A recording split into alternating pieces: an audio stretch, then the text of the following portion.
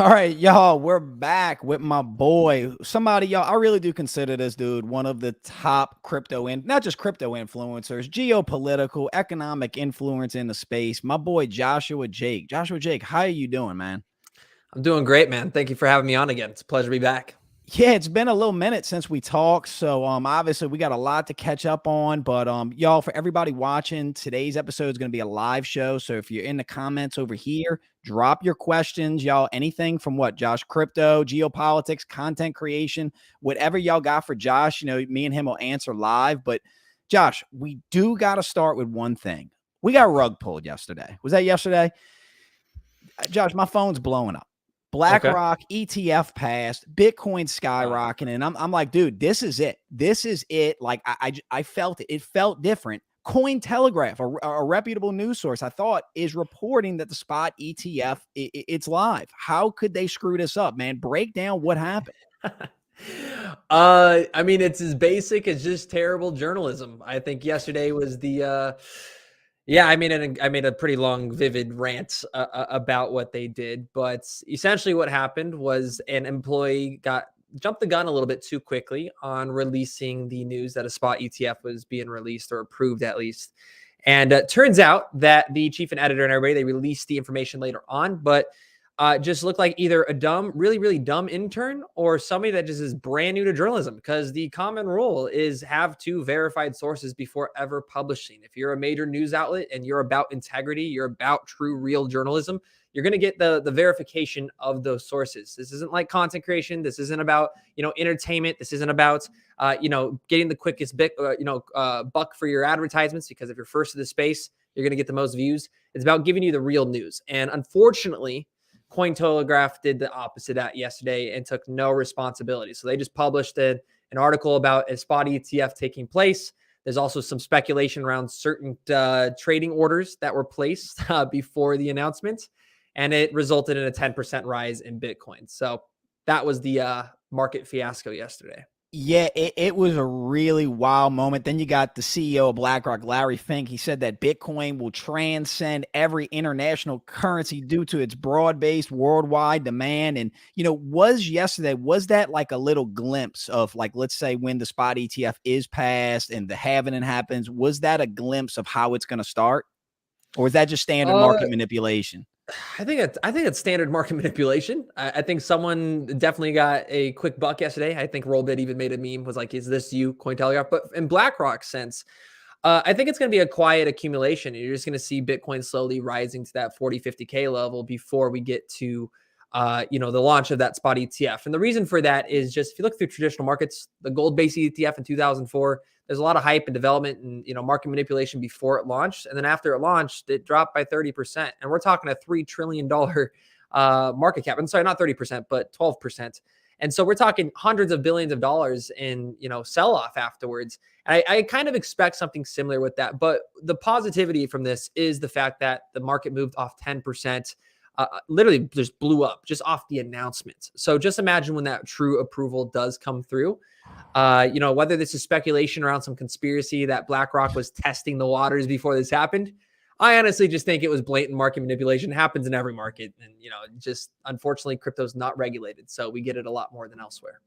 Yeah, my thought is that the first one to get approved will be BlackRock. Now, Josh, I noticed. So you have your kind of own channel now. You've kind of branched off and doing your own thing.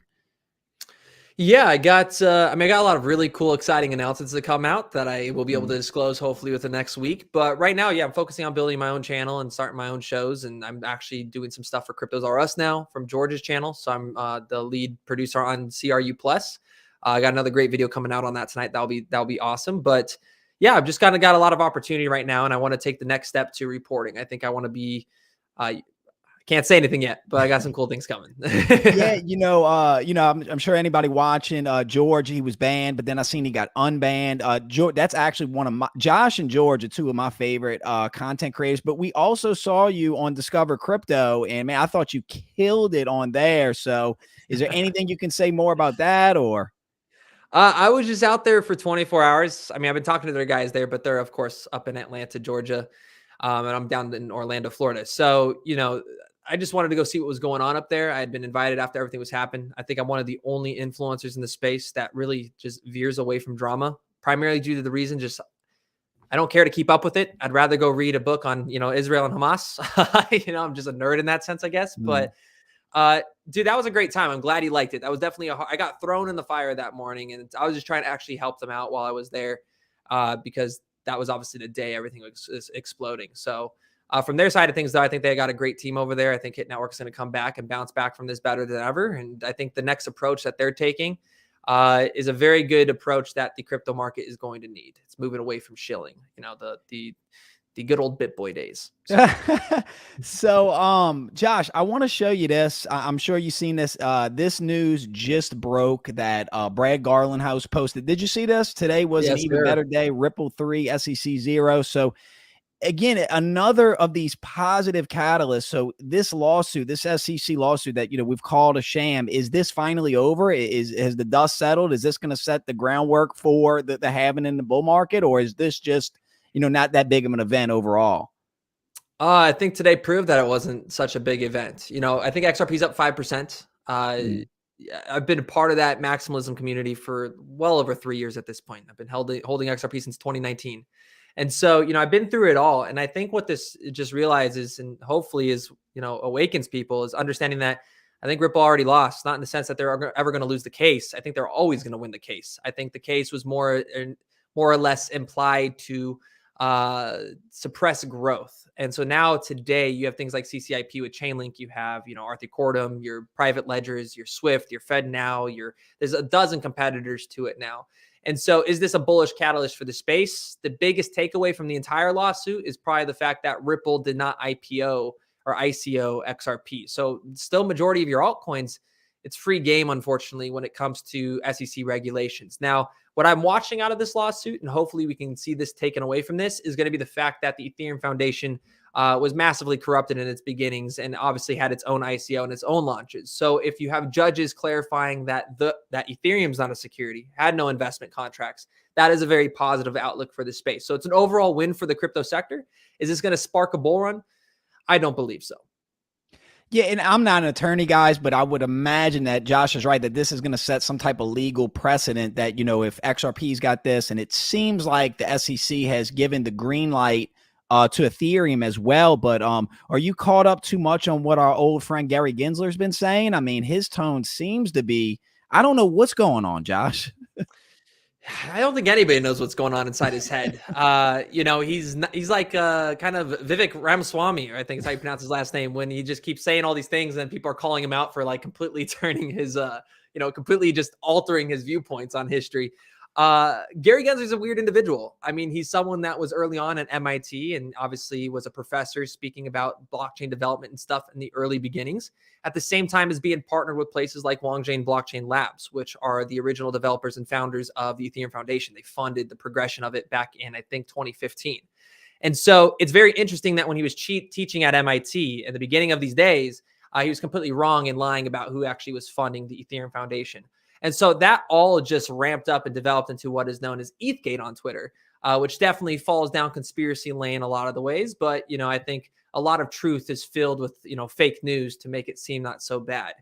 And so there's a lot of truth to what's going on over there. So Gary, the one thing I trust from this guy, and I actually agree with him on a lot of viewpoints, which is I think a very contrarian perspective in this industry. I think he's terrible for crypto, needs to be replaced by someone like Hester Pierce, but he's right in the sense that the majority of this industry is filled with unregistered securities, just illegal securities offerings. But the one thing he always says is Bitcoin's a commodity. And I'm going to take that as a major win, because no matter who replaces him is, I think going to be a better outlook. But right now we're stuck with him. So we're stuck with them, and I don't even know how it works. When a new president comes in, do they appoint the head of the SEC? I'm assuming they can fire him, right? So I'm assuming something's going to happen. A shakeup's going to happen. Either he's going to step down or be fired. But hey, and look, guys, anybody just join us in the chat. Like, we're just hanging out tonight. Feel free to drop any questions, content creation, entrepreneurship, crypto, whatever y'all got. But Josh, it's interesting. Part of my morning routine is I just go on Coin Market Cap. I go on Zillow. I look at real estate. I look at crypto. So You must be in crypto. Yeah. yeah, right. Start your day off with a coffee and coin market cap. Yeah. You're DJing. Yeah. So like I'm gonna just pull up Coin Market Cap and I want just kind of like just think out loud. Like what where do you see opportunity? What's kind of jumps out to you? Anything specific? Anything jump out when I go down here? Anything you like? Anything you don't like? Anything you're concerned about? I mean, concerned with is going to be Binance for sure, BNB. But what I'd primarily be watching right now is if you click on the 24-hour volume bar, Mm, that is going to be the primary function I'm watching right now. So if you click on 24-hour volume and have it on the most volume to least volume, it should be your stable coins. 24-hour volume. Hold on, I got to pull this oh, up right. bigger. I can't see from Yeah. here. There you go. Yeah, see on the volume. So there you go. So clicking on that, you see 31 billion in Tether, Bitcoin 14 billion, USDC's starting to catch up with the 3 billion. But right now, why I'm talking about the volume is I'm watching the war on stablecoins. There is a massive digital war between these stablecoins and the liquidity in this market. And so, a few weeks ago, you had FDUSD pop out up there out of nowhere. You have BUSD right now. It's a failed product, completely failed product, getting pushed out of the US. Even grayed out on CoinMarketCap because they don't even want to update the logo. Still doing $500 million or $500 million in volume. So my question for that is, where is that going? What market manipulation is that involved with, and why is it still being utilized? That's the biggest outlook I have on this market. Everything else, if you just go back to regular price action, seems like everything's following Bitcoin. If you watch your ETH versus Bitcoin charts, altcoins are starting to bleed against the Bitcoin dominance. And for that reason, I'm watching a lot of development in the Bitcoin ecosystem, things like Stacks or Alex, which are DeFi products and tools that are performing and following Bitcoin. Yeah, I'm kind of which I like to keep my eye, like follow the big picture, watch Bitcoin, see what Bitcoin does, and then, everything else will kind of flow with it. I'm more of a macro guy. But one issue I guess, that just popped up. So it's like every time we get good news, it feels like one step forward, two steps back. So I'm sure you heard about, and look, guys, I love Elizabeth Warren. She's my favorite senator, but she's got this war on crypto. And it said this was the headline, guys. Elizabeth Warren, the Democratic senator from Massachusetts, is alarmed by the potential of crypto fueled terrorism. She rallied over 100 policymakers and approached the Biden administration, urging the executive branch to tackle this pressing issue. The news following Warren's recently introduced Digital Asset Money Laundering Act. So essentially, I think what she's saying is that these stable coins are being used to fund terrorism in the Middle East. Boy, wait till Elizabeth Warren finds out what they do with the US dollar. Wait till she finds that out. She's going to be really mad. But what do you think of this? I mean, Josh, is this just misguided, or is this war on crypto real? What is going on? I think Warren is a puppet, unfortunately. Mm-hmm. As Elizabeth Warren, for you guys that don't know, I honestly think used to be a complete badass in this industry. She was someone that was going up against Janet Yellen and the asset management groups in 2020. Ultimately failed though, and so she was calling and classifying these banks as too big to fail. So I think it's very hypocritical and ironic that she is coming out and saying that crypto is like this massive terrorist funded mechanism when the U.S. dollar is is the most corrupted fractional banking system that exists in this world today. My thoughts on it are going to be, I haven't paid attention to who's funding her, but with these political representatives or senators, you have to really look at who are their largest donors, who is pushing for the advocation of these bills. What is she going to get out of it in return? And so how I see it with Elizabeth Warren is she's very, very, very much pro US dollar. And that's not necessarily a bad thing. What I like to kind of remind people in this industry is that crypto is completely reliant on the US dollar. It's not a separate category. It's why when the dollar drops in value or rises in value, the stocks, crypto is going to follow risk on assets or follow almost identically to things like the NASDAQ. Now, we are starting to move away from that. Bitcoin is actually trading as a commodity, follows silver, gold, copper, oil, etc. And charts are nearly identical, but the majority of your altcoins, all of your altcoins actually, are really still under this other category, which is going to be the NASDAQ, right? It's fluctuating in a different correlation. So with what she's doing, I think this is just, there's way more that's going on behind this with her, because it's not just her, it's her entire research team, it's her surrounding representatives, it's her caucus, it's whatever she's involved with. Is going to be the implementation of what those regulations and bills look like that she wants to implement. And that means stricter KYC, stricter AML, stricter ACH, whatever it is. and consuming more of the global liquidity in the crypto market. Yeah, and I think even Trump has a similar theory. He's pro U.S. dollar, so he's basically anti crypto. Now, y'all, look, anybody join us, man? Feel free to type any questions in the chat. Let's we got a couple kind of questions. Please touch on ADA at some point. My boy Tony said, and Matic as well. So, Josh, full disclosure, I hold a bunch of ADA, and Matic is one of my largest holdings. And what do you think? What do you got for that, Josh?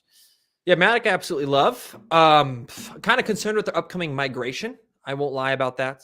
They did have a successful one when they migrated from obviously Polygon to Matic. Now they're going back to I think Pol or something, Pol S.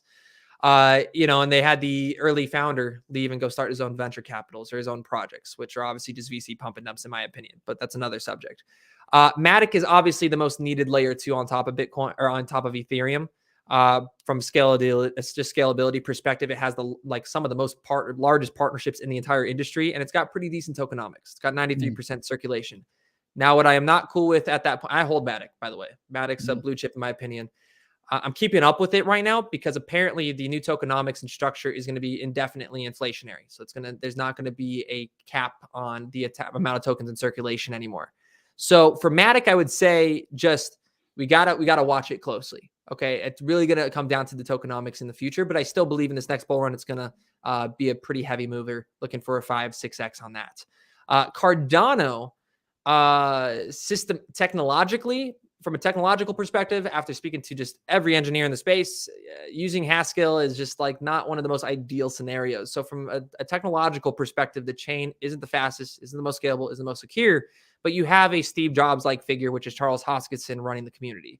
And 90% of your price action is going to come from speculation and marketing and incentivization. So I think Charles Hoskinson does a great job in that. Can it hit all-time highs again and hit that $60 billion market cap? I don't necessarily believe so, but can it see some significant gains in this next rally? I do believe that.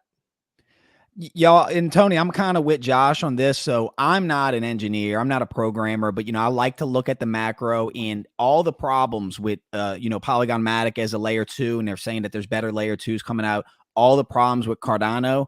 I'm worried about this next bull run. So I think that all of that will eventually play itself out. But I would have done cashed out and took massive profits on the way there. But I look at the same metrics that Josh is looking at for both of them. But I'd say overall, I'm more bullish on Matic than Cardano. But Cardano, both of them, I still have a lot more Ethereum than both. I mean, a lot more Bitcoin than both of them. But and look, Cardano's still at like a $8 billion market cap, correct? Yeah. Still got a large market cap. Yeah. Yeah. Oh, yeah. Yeah. And Tony said, so Link, I think he's talking about Chainlink. Another one, a very large holding, but still relatively small compared to Bitcoin. But Josh, what's your take on Chainlink? I know they've been in the news a lot lately. Yeah, and for good reason. Their new CCIP is a really cool tech. I did a whole video on it as well, but that is going to be kind of the newest functionality to the system. I actually used to be very against Chainlink because I thought oracles were going to be replaced by just current systems. And you saw that Binance issuing their own oracles. I thought it was going to become more competitive. And the tokenomics just showed me that it was going to be very dilutive. And so that's what we saw. I never touched it, never bought Chainlink last cycle. I think I might have, back when it was like $1 or $2, but I flipped it when it was like at $2. But to retain all-time highs, I think it's going to be really difficult for Chainlink. But they did progress in a new way. And I love Sergey Nazarov, the CEO, the founder. He is a genius. I think he's doing a real public good and public service for the industry, developing this Oracle tool that pretty much every crypto relies on, which is that's another issue, but that doesn't factor into anything. In terms of the CCIP, though, it's competition. I actually think Chainlink is going to be one of the reasons why Swift isn't left behind. People think that Swift's going to fail and this traditional banking system is going to go away. It's like, well, you have Chainlink with oracles and a great system provider for instantaneous settlements that's going to allow the Fed now and ISO and all the communications to take place on a global scale. So it's like, that's a huge move. And at this point for Chainlink, I actually added it to my watch list and I do want to be buying it. I haven't bought any yet, but I will be buying a bag. And I do believe it can see some significant gains, anywhere from 300-400% in this bull run. Wow.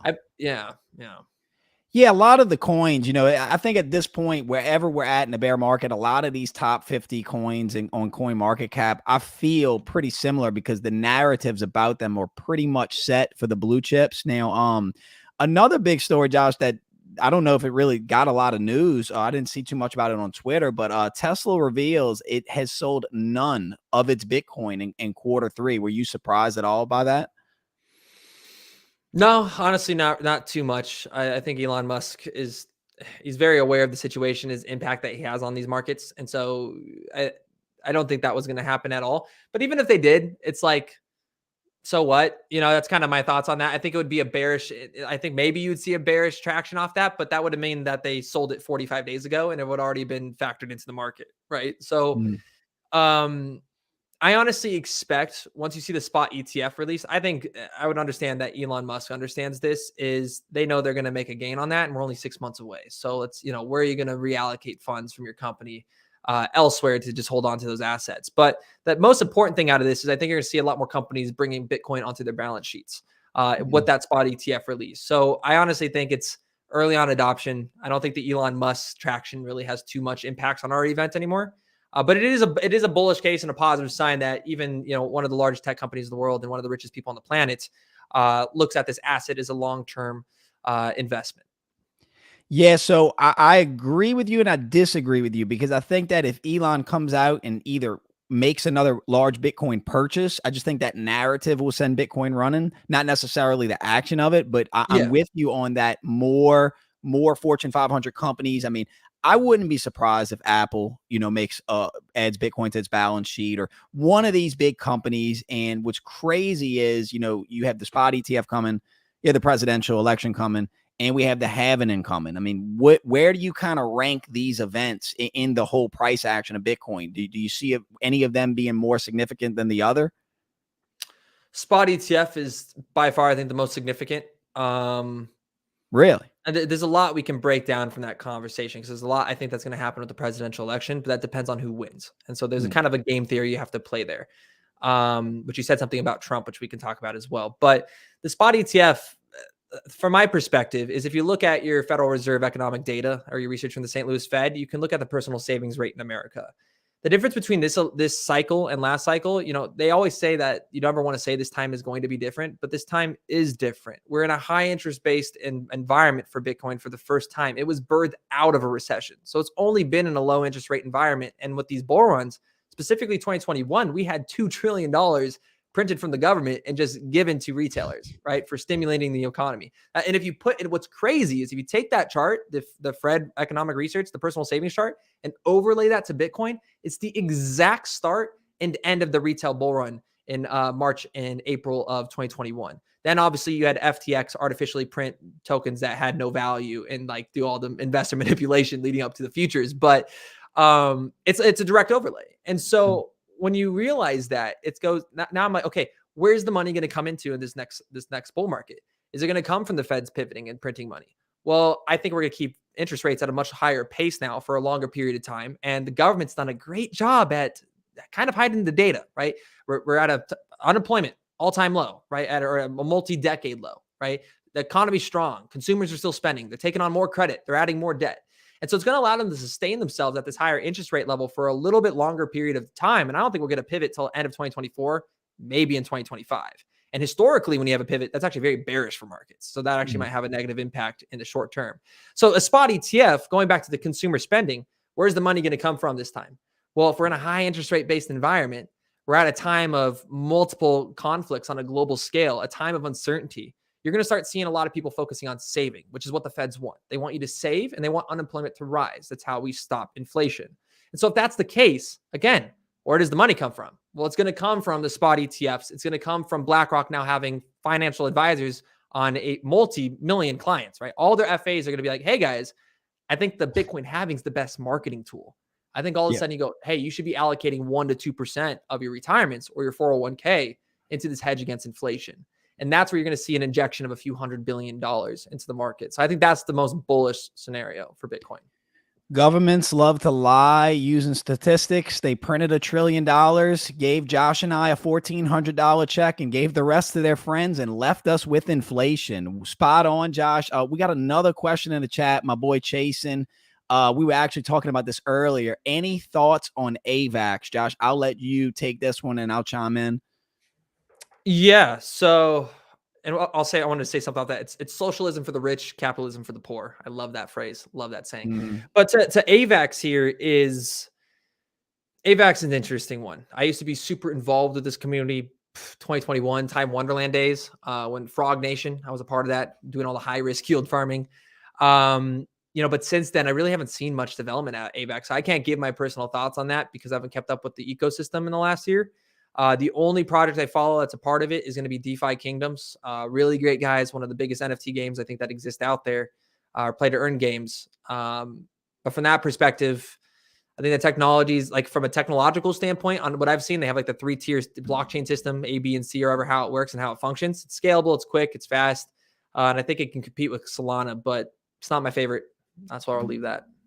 It's not my favorite. And again, guys, I'm not a programmer. I look at the macro. It's a layer one. When these big investors come in, they're going to be gobbling up these layer ones, especially ones in the top 50 coin market cap. And I like to see the problem and buy the solution. And the next narrative, I believe that the crypto industry is going to face is going to be the green narrative. So I think in the next bull run, they're going to really hammer down this green narrative. And so from what I hear, that AVAX prides itself on being one of these green blockchains. So that's kind of my thought process. I don't have a big bag of AVAX. I have no idea, guys. I don't think anybody really knows, but thanks for the question, Chase. And look, guys, if y'all got any more questions, content, anything, drop them in the chat, dude. We're just hanging out. But I want to get to something. I was watching one of your videos the other day, and this is kind of like mind blowing when you think about it. You said this, and correct me if I'm wrong. I think you said that semiconductors are going to be traded as commodities in the upcoming economy we're going in. That kind of blew my mind because, I'm invested in a lot of tech stocks. So did I say that correctly? Is that the way Yeah. you're viewing semiconductors in that industry? Yeah, I still think we're probably anywhere from 3 to 4 years away from that. It's actually going to have the impact's going to come from the CHIPS Plan 4 Act, where we sucked out the semiconductors production in China and moving that towards Taiwan, Japan, South Korea, and the United States. But with the advancements in artificial intelligence and quantum specifically, the need for semiconductors is to become more transparent and it's needed over time. So again, I think that's like a 3-4 year cycle from here, but I do see that as a possibility for it breaking away from traditional markets because it's the most reliant need for all of our technology and systems that we use in an everyday. It's going to be oil. It's almost digital oil, right? You can't have any of your tools or products worked without it. And so from that sense, it's a very centralized industry. It's a very limited industry. And you'll see what you see what happens when supply chains are disrupted with semiconductors already. They shoot up like crazy. These stocks, this was 2021, I think, when we had the supply chain issues because of COVID. So right after COVID. And I expect that to get worse with time, especially as we're now realizing that AI is advancing at an unprecedented rate. It's going parabolic. And so with the more need of data centers and all of the everything that's everything from your cars to your microwaves to your stoves, everything uses it now. We're progressing towards that narrative. Yeah, and it's crazy. It's one of those moments when I actually make a good trade. I sold a bunch of Nvidia at the top, and I'm watching it plummet, and I'm like, oh, I can't wait to jump back in just because of everything Josh said. This fourth industrial revolution we're going into. But I'm glad you brought up AI, man, because I got a lot of thoughts on AI. I've been using AI a lot for content creation, so. Man, give us the skinny, give us the good. I think we're on like two paths. There's a version of AI that is pro-human, that helps humanity, and there's obviously the weaponization of the AI that foreign nations will definitely be using in some capacity. Where do you see what's the bull case for AI and what's the bear case? Unfortunately, the only bull case is you betting on the negative side effects of AI, the advancements in centralized corporations that are going to be running these, people like Sam Altman.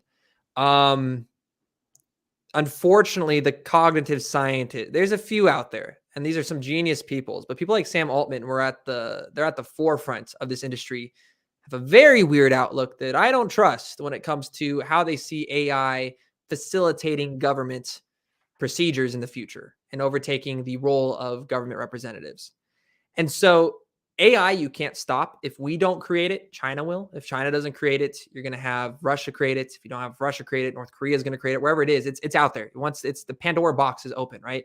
And so from that outlook, you have to, and there's no good answer to this. And I've listened to so many cognitive scientists at this point and interviewed that they're like, we have no idea where this heads, because you have to realize that all of your AI that's being created today is based off general purpose models created by a biased individual. So even the Mm, systems and the algorithms that are presenting itself through this AI are already biased at it to an extent, right? Could have a liberal ideology, conservative ideology, Marxist ideology, whatever it is, right? You have no idea.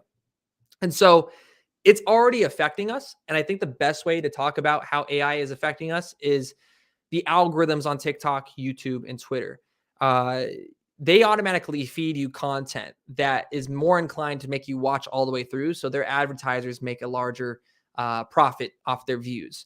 And this has already started to divide our countries and our cultures massively. Your regular 12, 18-year-olds, they're getting all their news from their phone, right? They don't have any critical thinking classes in our educational system. There's no way to look and learn how to analyze properly and investigate something to make sure it's a real source. There's no critical thinking development. So with that outlook, with AI that already exists today, that's not even at the scale of what it will be in 3, 4, 5 years. It's already incredibly manipulative, and it's based off the models created by a few entities or a few individuals. And so you're already reliant on that centralization aspect, which is like, okay, if you don't have good people creating this, what's your outlook? And again, if you haven't watched Joe Rogan's podcast with Sam Altman, that is not a guy I want messing with my AI. It's not a guy that I want with creating a complete dystopian style future of AI progressing over, the what data you are allowed to consume and what information you're allowed to be fed. mhm. Um, Now, again, that sounds scary, but that's the truth. The positive side of this is invest into those companies, invest into semiconductors, make it back. So go live on an island if you really don't care about it after you profit off of it. But yeah, Yeah, the AI terrifies me. General Flynn talks a lot about this fifth generational warfare. And, when you think of propaganda and you think of the weaponization of AI, it is kind of scary of like of the stuff we're not even thinking about of what it can do. Now, my boy Tony, he asked this. He said, any info or thoughts on Near protocol, dude? Near's one of those ones. I think I invested a little in it, Josh. I don't know anything about it, man. Shame on me. I throw money at some projects just because people are talking about them sometimes. But what do you think of Near protocol? I honestly have no thoughts on Near, brother. I've been told to look into it so many times. I've read the white paper, I swear, and I haven't even in my notebook. But I've never spent more than a day actually looking into it, and so for that reason, I don't have any opinions on it. Yeah, there's so many projects like this, guys. I kind of have a weird kind of investing philosophy. I look at like Shark Tank. Invest in a lot of stuff. Yeah. You're not gonna have all winners. Not everyone's gonna make it. I But can say I'm almost positive it's a smart contract protocol. So actually, what you just said right there with Shark Tank is treat this industry. You're going to make so much more money in this industry if you treat it as you're a venture capitalist. And what I mean mm, by that is, I follow a simple rule. It's called 50-25-25. I actually started following it because of George from Cryptos R Us like 4 years ago. But ultimately, 50% of my portfolio is in your Bitcoin, your ETH, your blue chips, right? mm, 25% in those large caps. And then the last 25% is in your medium to low caps. And maybe a small percentage of that last 25%, whether it's 5-10%, that's what you're going to disperse like a shotgun blast. And the analogy I like to make is when you go turkey shooting. And this is maybe redneck of me because I grew up on a homestead, but I used to do this. And so it'd be equivalent to a venture capital. The equivalence is there's two people standing there. One's a VC, one's an individual. The VC has a shotgun and he's going to spray a clay pigeon out of the air that's 100 miles away. He is shooting and projecting a massive stream of bullets of lead that is going to hit that. It's way more mm, accurate and way easier to hit the target, right? Versus the other person there, that's the retailer. He's got a little 9mm pistol and he's trying to shoot 100 yards at a moving clay pigeon target the size of as a golf ball. You're probably not going to hit it, right? So they do the same thing with their investments. They shotgun blast into 20, 30 small altcoins that are all $1 million to 30 million in market cap, knowing that 90% of those bullets aren't going to hit the object. They're either going to go to mm, zero, maybe 2 to 3 bullets, chip it, and then one hits it directly on, and that's your 100x. Where the mm, retailer goes, oh, I saw some influencer say that this is the next 400x altcoin, and they put all their capital and deploy it into it. And again, you're shooting at that same object with mm. one little lead piece of bullet. So it's like, I like that analogy. Is like, okay, just you want to spray and pray, right? Unfortunately, that's how VCs work. And so George gave you that strategy. No, the 50-25-25, yes. The VC analogies, I've just unfortunately learned with time because I've worked with venture capitalists a lot. So Why did George get banned? Did it ever come out why? I mean, I know he got unbanned, but any more He's information on getting that? targeted. Yeah, I think he's getting Mm, targeted. He's getting a lot of hate right now for no reason. You mhm, have a guy spiraling on social media for cheating on his wife and relapsing on drugs. That's doing call outs and just being mean to people that are his long term friends. And I think they'll get through that. And then he had a few other creators. I think Ran, who's crypto banter, and then some random chick that I've never heard of in my life, like just attack him. Um, Unfortunately, man, I think it's just because if you're in the crypto industry right now and you're not following geopolitics and you're not following macroeconomics or you're not doing something that's different than crypto, the only news you can cover right now is drama. And that's the mhm. only way they can try to get views. And so I think it's a lot of clout chasing and then mass reporting that led to his ban. But he's back. He's back. The shit they do for clicks. But yeah, George does seem like one of the nicest guys. I've actually never met him or anything before, but my boy Justin said this, and I took this as a compliment at first, Justin. Jesus Christ, dude has phenomenal hair and the right amount of scruff on his face. Thought he was talking about me, but I think he's talking about I think you. he's talking about you, dude. I think it's you. That's for Because then you. he said, "Has anyone told you you look like Drake from Nickelodeon's Drake and Josh?" I know what that show is, but I can't like picture what those guys look like in my head right now. I have no idea. I have to know who he's talking about. It's got to be you. I'm trying Drake? to like that show kind of came out. I was a little bit I'll pull older up a and it wasn't picture. like watching, I was more of the Rugrats and Doug, Ren and Stimpy, like more of that generation. So that what was Drake and Josh on Nickelodeon or was that on something else? I don't know. I don't know. Okay, I kind of see it. He That's sees funny. it, Justin. He sees it. What's funny is I had that same haircut growing up. What? The bowl cut wave to the side. That's funny. Did you ever see the show? Was it a good show? Because I used to watch it Nickelodeon, I all the think, time. went Yeah. downhill. No, I'd watch it all the time. That was one of the last good shows, I would say. I'd say Drake and Josh. You had like iCarly back then. You had Mhm. there's some good shows back then. So those that was like the now it's I don't know though because maybe it was just because I was like a tween watching that shit and Mhm. I was like man this is good stuff. But even watching it back today, I think it's still better than like the new Nickelodeon stuff. That's just like it just seems super cringe. But I don't know if like what we watched was also super cringe. It's just now nostalgic. It Um, it's the right oh mix. It's the right mix. So, like, say I watched an episode of Boy Meets World, and I was watching an episode of Saved by the yeah, Bell, and you're right, it's the yeah, right mix of cringe, but still like this is awesome. This is 90s, you know? yeah. Like Ned's Declassified. I don't know if you watched. No. I guess yeah. So there was just like that was like the last sector of good shows I'd say, and then it like Mhm. kind of rolled into just maybe has something to do with the writer strikes and them just paying writers less and less and less and less, and talent just became less and less. But I don't know. I don't know. I just think Hey things are Arnold. cringy now. Stu, that was Hey that was the Arnold. one with Stoop Kids. Stoop Kids. I don't know why I remember Stoop Y- Kids. Hey Arnold. What else was there? Stoop Kids afraid to leave a stoop. Rugrats, Doug, uh, Legends of the Hidden Temple. I mean, yeah, it's some Yeah, dude. yeah. There's some 90s classics. weren't too Some bad, man. classics. We didn't really have internet like this, Maybe it's but because of like the quality wasn't like 8K, and so mhm. like the cameras were a little bit slower. So I don't know. Maybe I don't know. I don't know. But yeah, no. Either way, we'll take the compliment. But all right, next topic. Let's get to my boy Jay Powell because you alluded to him earlier.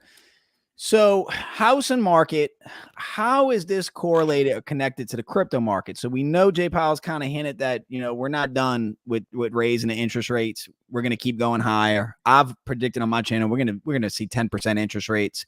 My mom says don't worry about it though, Josh, cuz she waited in line for like 14% interest rates and like 88 or some shit. But Yeah. what do you think, man? Am I looking at this market wrong? I do. Mortgage rates are going to keep climbing. I think we're going to see the 30-year, the 10-year, and the 20-year continue to steepen. You have Chair Powell coming out today and being like, "Oh, inflation's stickier than we expected." It's like, who could have Mhm. guessed that, right? Who could have guessed that we weren't going to have a soft landing?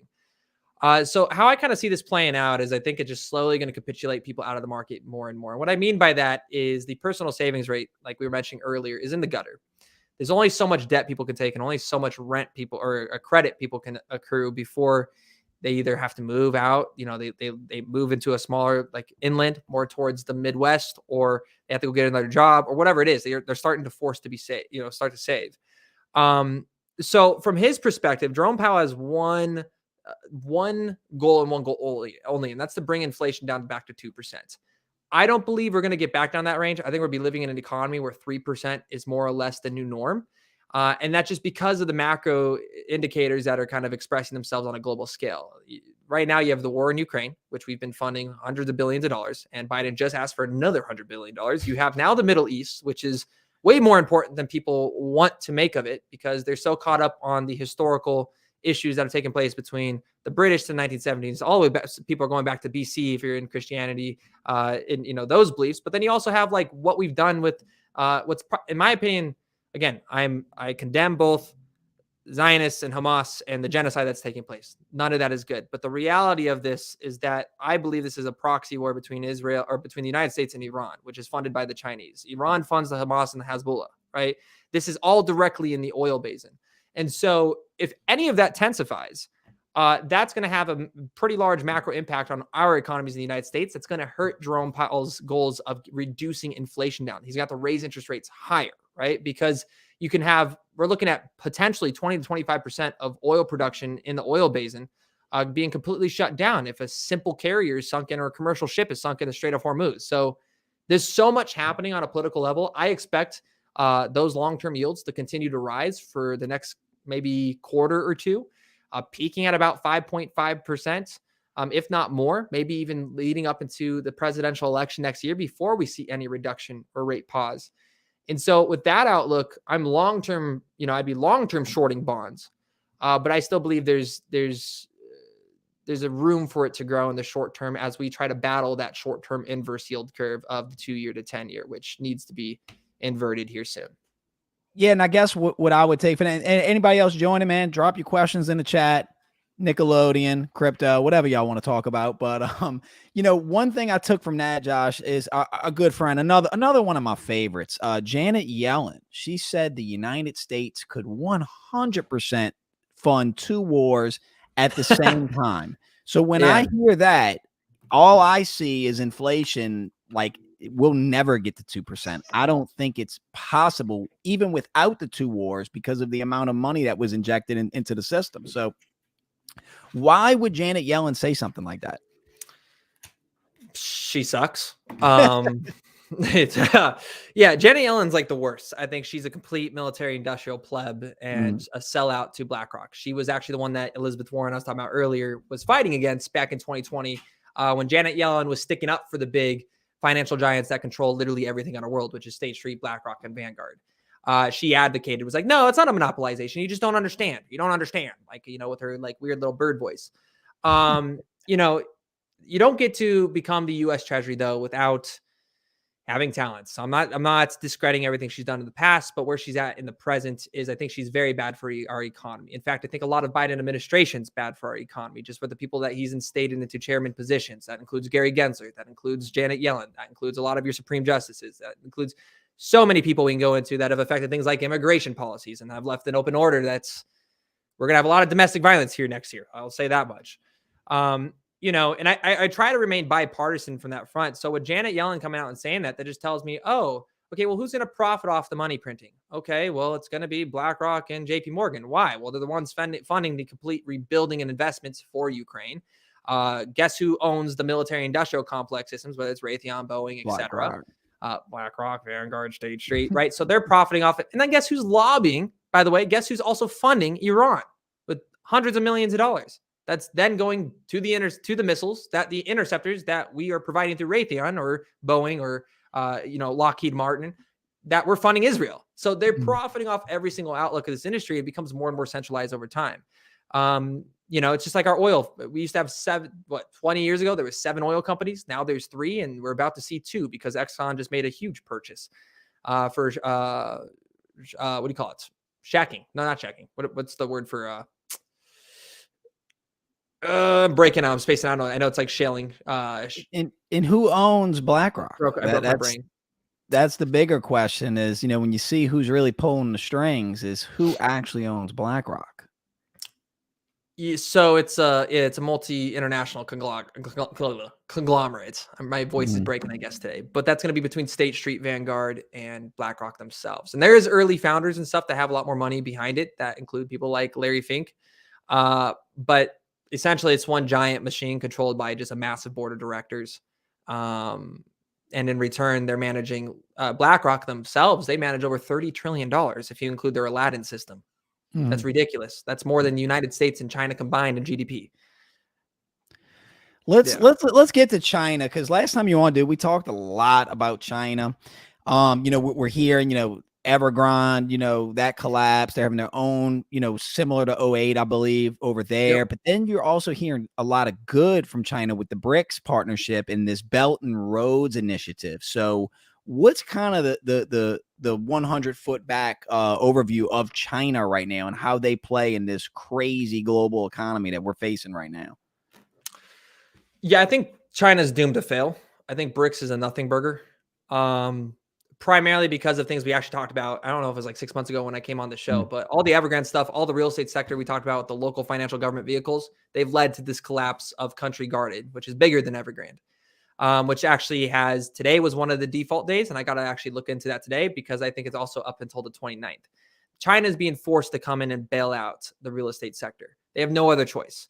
It's either that or let it default, and that's not going to be good for any market. So that means Beijing is going to have to stimulate their economy and inject liquidity for the first time, which they did not do. It's not going to go to consumers. They didn't inject liquidity to consumers and stimulus checks when COVID happened. They just shut down everything, right?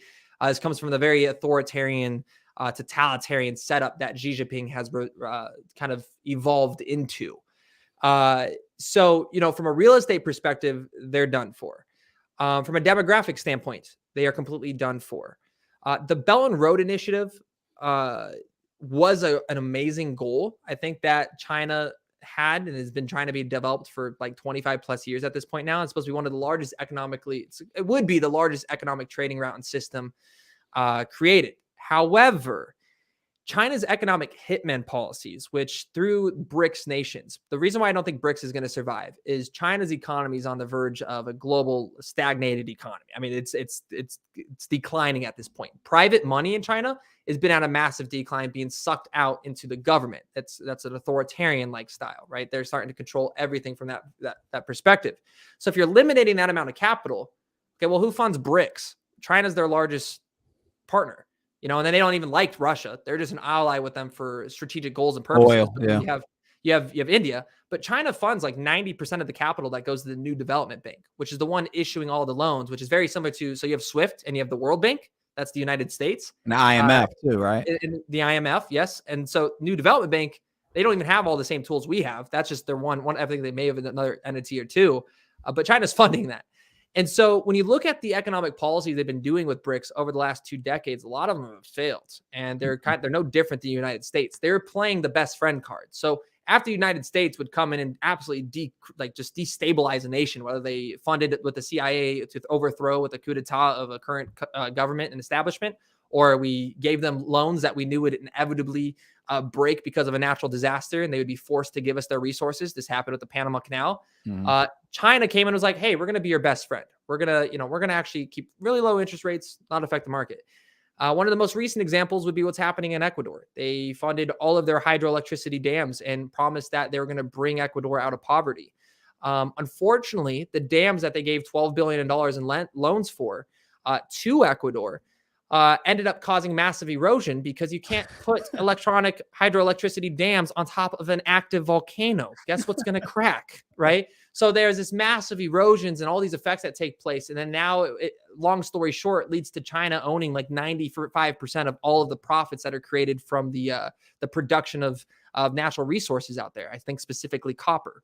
And so when you look at what's happening there, this is Antonio just said in chat with Africa, lithium. You can name the millions and millions of issues here.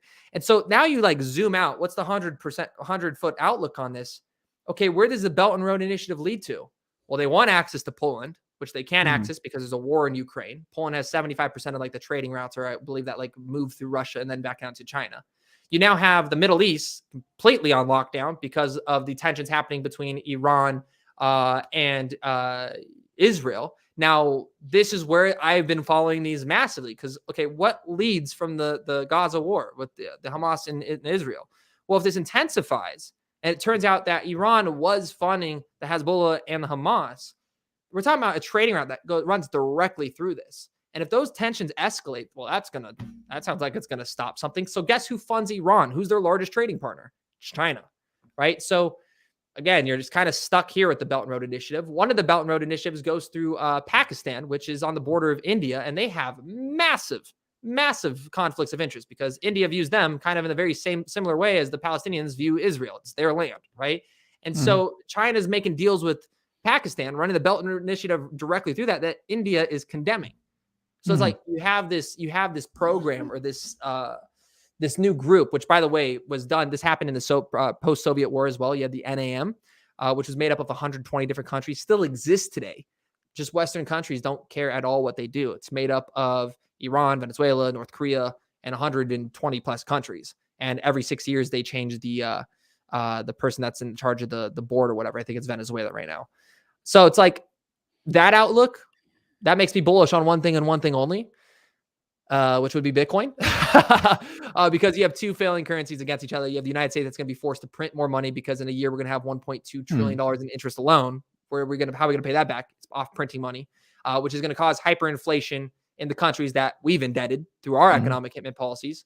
And they're not going to trust China, which is a failing, collapsing economy that has less than 10 years left in its manufacturing because of its demographic issues and one-child policies. In the rise of India, but that's why I think China's going all in on AI, because they see that as whoever controls the AI is going to control the world. Personally, I think we're going into a multi-year entire planet Great Depression.